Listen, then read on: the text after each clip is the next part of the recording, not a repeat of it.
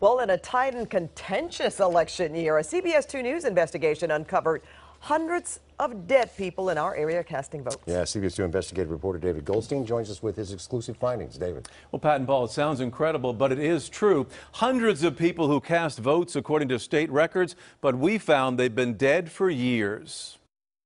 He took a lot of time choosing his candidates. Annette Gibbons' father, John Senkner, died in Palmdale in 2003.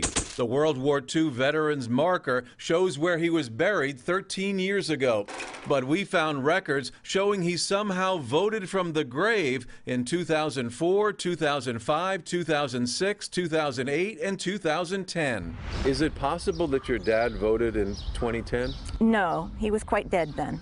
He's not the only one. We compared millions of voting records from the California Secretary of State's office with death records from the Social Security Administration and found hundreds of so-called dead voters.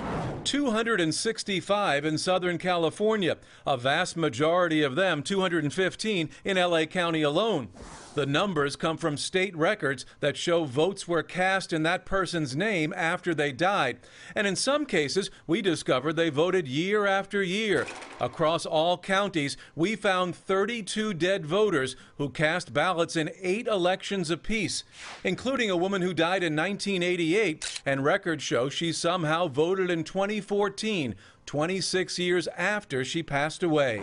We don't know how the dead voters voted, but 86 were registered Republicans, 146 Democrats, including Senkner. He was a diehard Democrat, and I was thinking that if somebody else was voting under his name, he's probably rolling in his grave if they're voting Republican. She said her dad always voted at the polls, only now records show someone else may be casting his vote. It just astounds me. I don't understand how anybody can get away with that. And then there's Julita Abutin. Records show she voted in Norwalk in 2014, 2012, 2010, and 2008.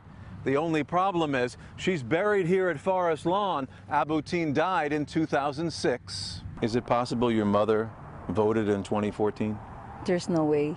Abutin's daughter Maravik says it's certainly impossible that her mother voted, but the LA County Registrar confirms they have signed vote-by-mail envelopes with her mother's name for the 2014 and 2012 election, even though she died 10 years ago. And what do you think about that? Somebody's using your mother's name to vote. I guess taking advantage of the situation. Well, he passed away. Edward Carbajal Jr.'s father died in La Puente in 2001, but state records show a vote was cast in his father's name in 8 elections after he passed away. It's possible as a junior, election officials mistakenly attributed the vote to his father. There's no way to tell from our data, but he wonders why his dad is even registered. I mean, that should be something that everybody that's involved with these type of things should know who's alive and who isn't.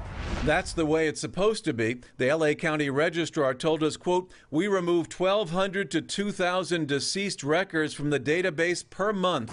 But we checked all the dead voters from LA County on the registrar's website and found 212 of 215 still registered and eligible to vote in next month's presidential primary election. It's very troubling because it basically dilutes the voice of the lawful voter.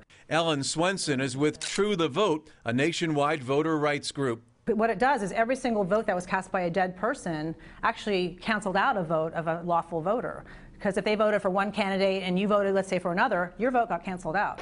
It was all supposed to change after the hanging Chads incident in Florida in the 2000 presidential election. Congress passed the Help America Vote Act in 2002.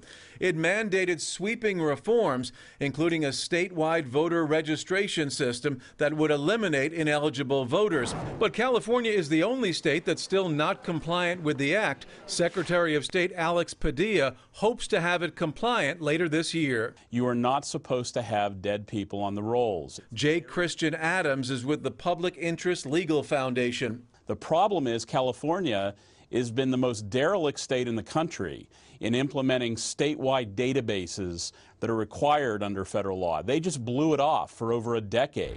And in that decade and more, we found hundreds of votes on the state's own database cast for people who have died, like John Senkner. It's very sad that people can just take somebody's name and go out and vote for them. Well, our story is already getting some attention. We understand tomorrow LA County supervisors will call for a full investigation. Pat and Paul? Well, David, does anybody have any idea who's casting these votes? It's really hard to tell. Certainly they don't think it's any organized kind of effort. It's impossible to tell, mainly because by law the county only keeps those actual voting books for 22 months, so they may never know. Wow, that's eye-opener there for sure. Thank you, David. Thanks.